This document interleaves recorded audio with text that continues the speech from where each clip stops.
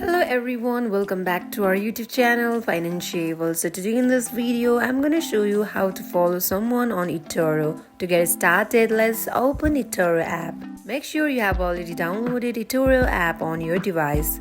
Here in home page you can see this kind of interface. Suppose you want to follow this profile, tap on it.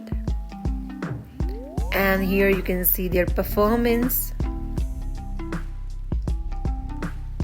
And here you can see their status. Similarly, you can see portfolio and chart. Now go back to overview. Now here you can see the icon that is located on top right corner. It will add this profile to your watch list.